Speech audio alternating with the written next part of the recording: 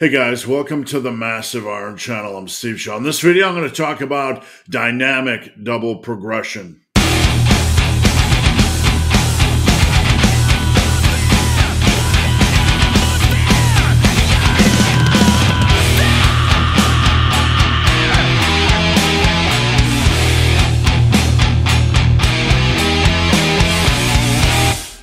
Before I get into this topic, if you have any questions or comments, drop them down below. The best topic ideas I turn into videos just like this. If you need coaching, please check out the link down below. I'd love to work with you. All right, so we're going to talk about dynamic double progression. Some of you might know about this form of progression, and for some of you, this might be a very new concept.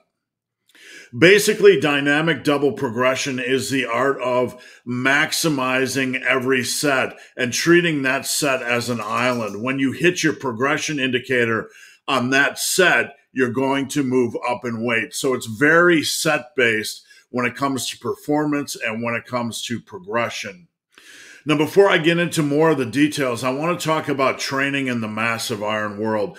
Those of you guys that know my book, Massive Iron, the Rep Goal System, know that my training, I basically started with using the same weight for all three sets of an exercise. You can use 2 sets, obviously. You can use 4. But in the Rep Goal System, you would add up the reps from each of the sets, and when you hit a number, say 25 or 30, you would move up in weight. There was no changing of weights in the Rep Goal System, and this just kind of made things a little bit easier. So let me give you an example.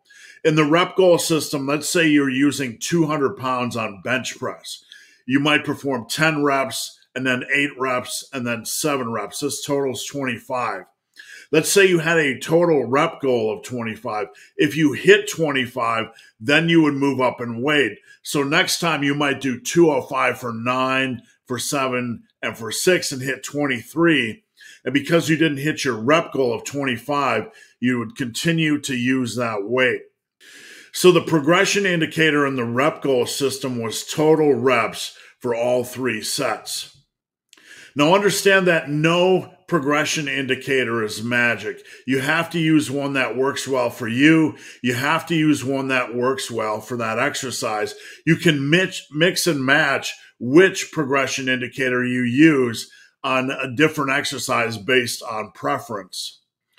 Now, even though I started with my book, The Rep Goal System, and basically in the Rep Goal System, we were pushing nearly every set for maximum safe reps. What I found over time and through coaching was that this can be very difficult. This can be a big change for a lot of people. Most of my workouts these days, we start with about 50% of sets for maximum safe reps, which is a good place to start.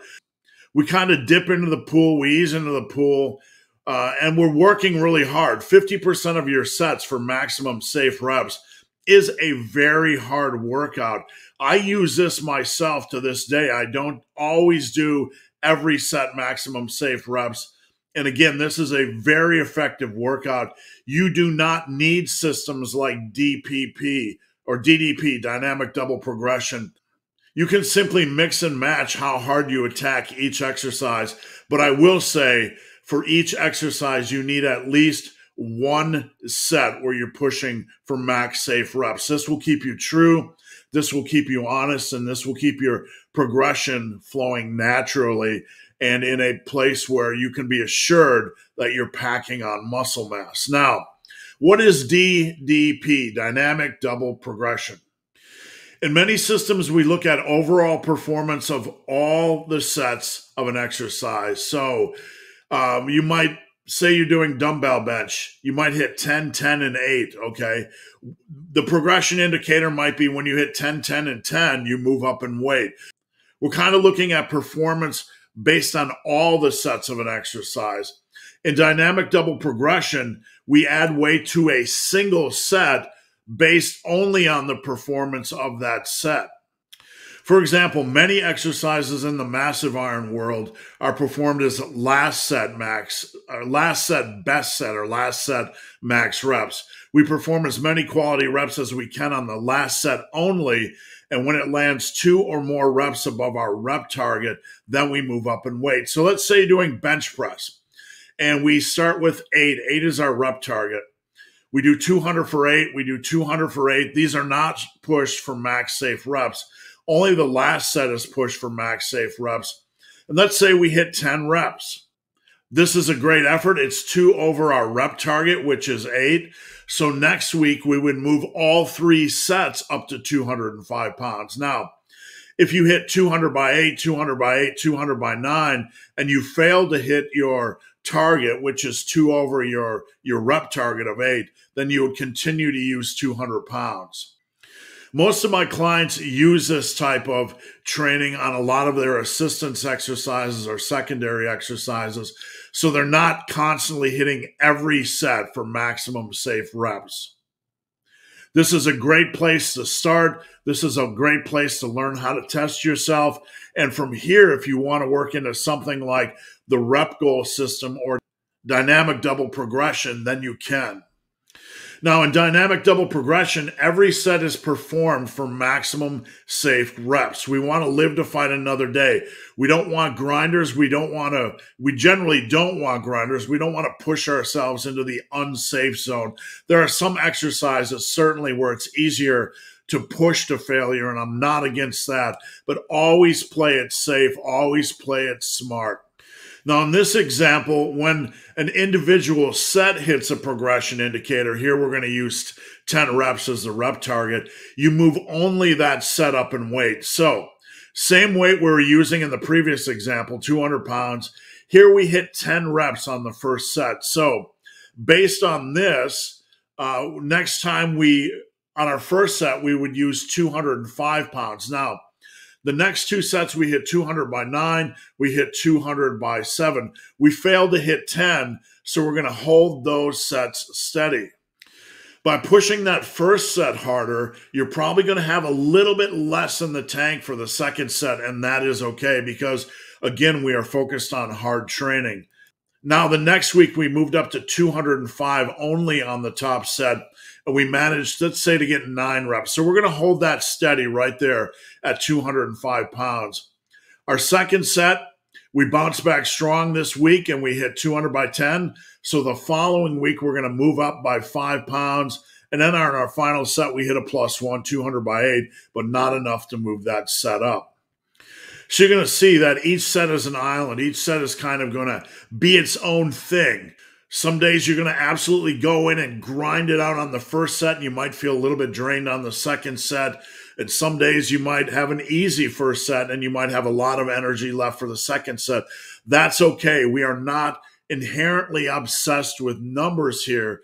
The key focus, because this is hypertrophy or muscle building, is hard training. So always keep your focus on hard training first, and then the numbers second. All right, so we don't have to use the same weight for every set of an exercise. We could stagger weight. This is something I did my first couple of years of training. You could also stagger weight, meaning use like back down sets that have different rep targets for each set.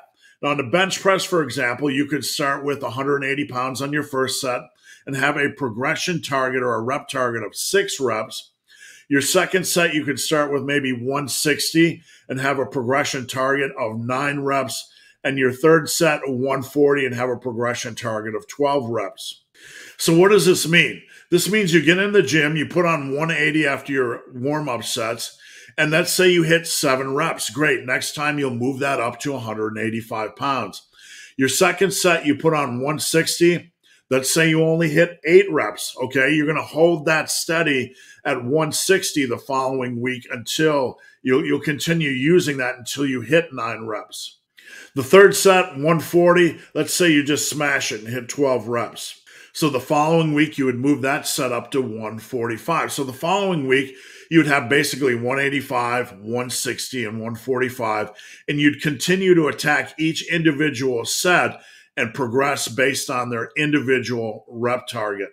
Now, dynamic double progression works really well with dumbbell training because sometimes moving up 5 pounds on a dumbbell, or in many cases, you might have to move up 10 pounds on a dumbbell, can be very, very difficult. So by focusing on each set as an island, you can kind of progress based on the performance of that set alone. So let's say with dumbbells, you start with the same weight, and let's say we're doing dumbbell bench. You might be starting with 45s for 3 sets, and let's say 10 reps is our rep target. When you hit 10 reps on set 1 or one of the sets of this exercise, you're going to move that weight up the following week. In this case, you'd move it up to 50s. So let's say you're doing 3 sets with 45s. Only your first set, you hit 10 reps. Move that up to the 50s next week. So the following week, you'd be doing 50s, 45s, and 45s. And continue attacking those sets. When you hit 10 on any of them, move that set up. Many times with dumbbell training, when you move all 3 sets up, you might see a really big drop-off because of the weight increase on the second and even third set. So this form of progression allows a more fluid transition, a more fluid progression approach, so to speak. Now, DPP is hard training. It's not easy training. It is super effective, and it's not going to feel easy. This might feel completely different to anything you've tried before. But if you make the switch to it, give it time, be patient, be safe, be smart. You're basically pushing every set for maximum safe reps. This is a very hard and effective method of training. My rep goal system from my book, Massive Iron, the rep goal system is based on this, meaning I was focused on maximizing every set. The only difference here compared to the rep goal system is with the rep goal system, you're using the same weight for each set of an exercise, so you don't have to constantly change weight. Now, the pros and cons of dynamic double progression, the pros is it's a very hard system of training that makes sure you get everything out of a workout. It's a very quality system of training, but it is going to be hard. It is going to be challenging. You're going to need to be smart and safe. The cons is it can require extra gym time because of changing weight, but that's up to you. You don't have to do it on every exercise. You can see the note here. You do not have to use this form of progression on every exercise. In the Massive Iron world, we have things like threes. We have things like last set, max reps. You can mix and match these progression approaches, and that's okay. Again, as long as you have 1 set per exercise, push for max safe reps, you're assured that you are progressing properly, that you're training hard, and that you're getting in a quality workout, a quality exercise. Now, some final thoughts. This is not a style of training I would recommend for beginners. Before you use this style of training, establish a quality track record of hard, consistent, quality training, and make sure your form is decent on your major exercises. Next, make sure you have your nutrition nailed down. If your nutrition is not nailed down, you don't have any business trying to train this hard. Because if your nutrition isn't as quality as your workouts, you're just going to leave gains on the table. You're going to make recovery that much more difficult. When you have all these pieces in place, your form is good, your nutrition is good, and you've established a track record of hard quality training, then you may be ready for this form of progression. Last note, you don't have to stick with 3 sets per exercise. You could do just 2 sets per exercise if you want to jump in and make this a little bit easier and a little bit more manageable from the start. So guys, hope this video has been of some help. If you have any questions or comments, drop them down below. If you made it this far in this video and have yet to subscribe to my channel, please do. I'd appreciate the support. So guys, as always, thanks for watching. Have a great day.